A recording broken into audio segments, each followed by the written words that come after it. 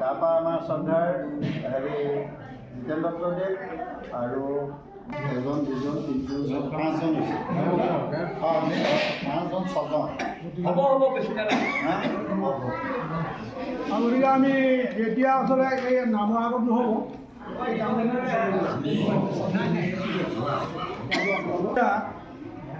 মই আৰু আছোঁ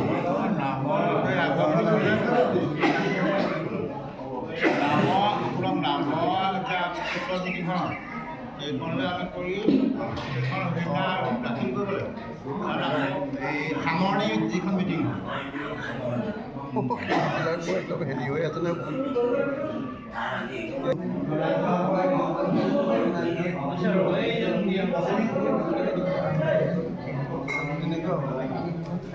উপায় নাই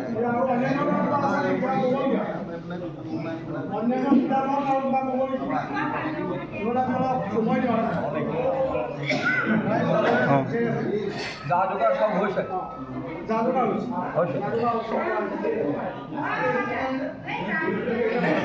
মাননীয় আজি সভাপতি মহোদয়, উপস্থিত বিভিন্ন আমাৰ সত্ৰাধিকাৰ আমাৰ আঞ্চলিক নামঘৰবিলাকৰ বিষয়ে স্বাৰ্থ উদং হৈ গৈছে।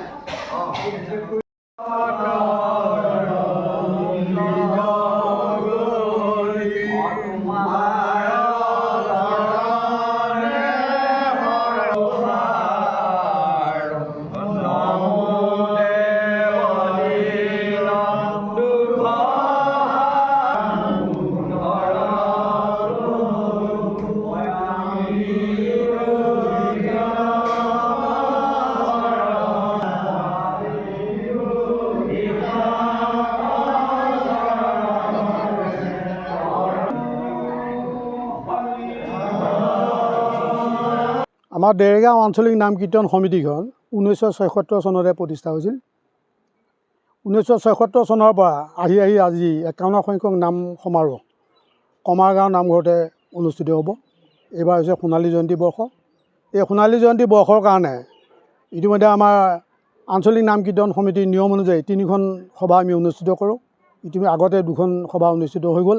আজি ইংৰাজী 4 জানুৱাৰী 2024 দেওবাৰ দিনা আমাৰ 3খন সভা অনুষ্ঠিত কৰা হৈছে। এই সভাত আমাৰ আঞ্চলিক নাম কীৰ্তন সমিতিৰ আমি বিভিন্ন কাৰ্যসূচী হাতত লৈছোঁ।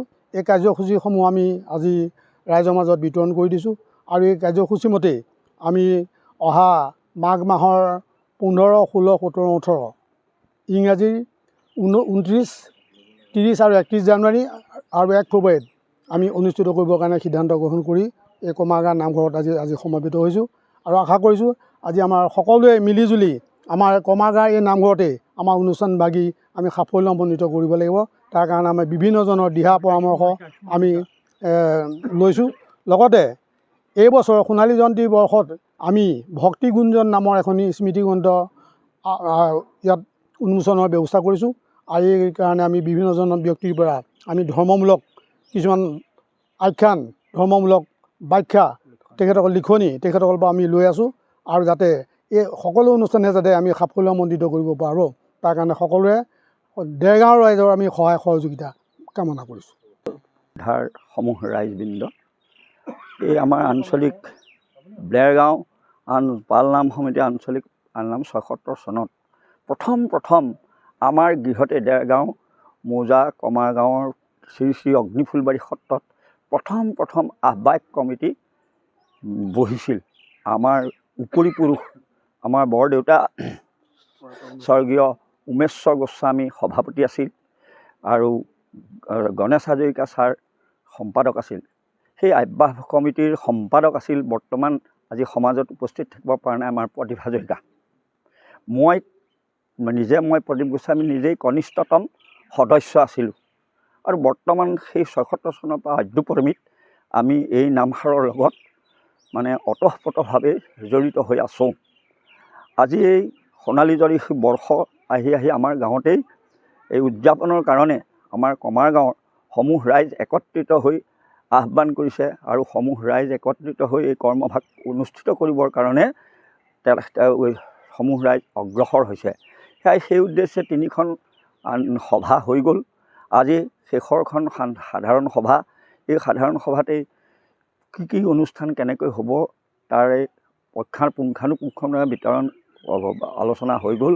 এতিয়া অন্তিম কালত এই সোণালী জয়ন্তী বৰ্ষতেই আমাৰ এখন স্মৰিকা পত্ৰ প্ৰকাশ পাব, স্মৃতিগ্ৰন্থন। তাৰ সভাপতি সম্পাদক ইয়াত উপস্থিত আছে আৰু বিভিন্ন আমাৰ ভকতবৃন্দই এই লেখানি প্ৰকাশ কৰিবলৈ আহ্বান জনাইছে। আৰু আমিও সেই আলোচনীখনত পালনাম সম্পৰ্কীয় এটা প্ৰবন্ধ আৰু আমাৰ প্ৰতিষ্ঠাপক সভাপতিৰ জীৱনী সম্পৰ্কে দুখন আলোকপাত কৰি ইয়াৰ আগতে আমাৰ 2খন স্মৰিকা ওলাইছিল, তাত অনুষ্ঠিত হৈ দিয়া হৈছিল। তাৰ পৰা আমাৰ সভাপতি সম্পাদকক সংগ্ৰহ কৰি সেইখন প্ৰকাশ কৰিবৰ কাৰণে আহ্বান জনাইছোঁ। আৰু সদৌ শেষত সমূহ ৰাইজ আমি একত্ৰিত হৈ কৰ্মভাগ কৰিবলৈ এই ভগৱন্তই যাতে আমাক শক্তি দি ভক্তিৰ পাত্ৰ কৰে, এই প্ৰাৰ্থনা কৰি মোৰ বক্তব্য সামৰণি মাৰিছোঁ। বৰ্তমান যিখন স্মৰণিকা, আমাৰ 50 বছৰীয়া যিখন স্মৰণিকা প্ৰকাশ পাব, তাৰ মই প্ৰকৃতৰে বৰ্তমান সভাপতিত্বৰ দায়িত্ব লৈছোঁ, সভাজনক দিছে কাৰণে। গতিকে সেইখনত খাপ খোৱাকৈ মই কেইটামান কথা লিখিম বুলি ভাবিছোঁ যে এই আমাৰ কমাৰগাঁও, আজি য'ত আমি এই স্থানত আছোঁ, এই কমাৰগাঁও নামঘৰতেই প্ৰথমখন আমাৰ আঞ্চলিক নাম কীৰ্তনৰ শংকৰী কলা কৃষ্টি নাম কীৰ্তনৰ ইয়াত আনুষ্ঠানিকভাৱে ইয়াত উন্মুক্ত হৈছিল। ইয়াৰ পিছৰ ছোৱাত যেতিয়া আৰম্ভ হোৱাৰ পিছত এই ওচৰৰ কেইবাজনো মানুহ, গোস্বামী তেখেতে কৈছে, তেখেতৰ গোস্বামীৰ নাম কি আছিলে? উমেশ চন্দ্ৰ গোস্বামী, তেখেত প্ৰথম সভাপতি আছিল। তাৰ পৰৱৰ্তী কালত মুহিৰাম দত্ত বুলি ফেটা গাঁৱৰ এগৰাকী মানুহ তেখেত আছিল আৰু আটাইতকৈ ভাল কাম কৰি গৈছিল ডালিম পাঠক। তেখেত প্ৰিন্সিপাল আছিল দেৰগাঁও উচ্চতৰ মাধ্যমিক বিদ্যালয়ৰ।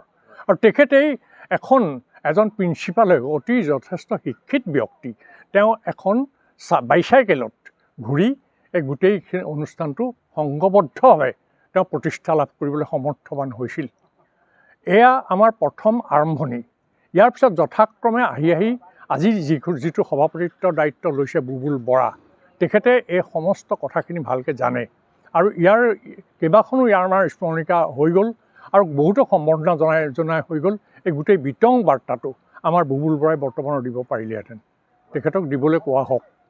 আমি সকলোকে এই বাক্যশাৰীৰ দ্বাৰা সকলোকে সেৱা কৰিলোঁ আৰু কমাৰগাঁও নামঘৰত আজি এইখিনি কথা যে আমাক ক'বলৈ সুবিধা দিলে, তাৰ কাৰণে সেইসকল সেৱকীলে মই সেৱা আগবঢ়াইছোঁ।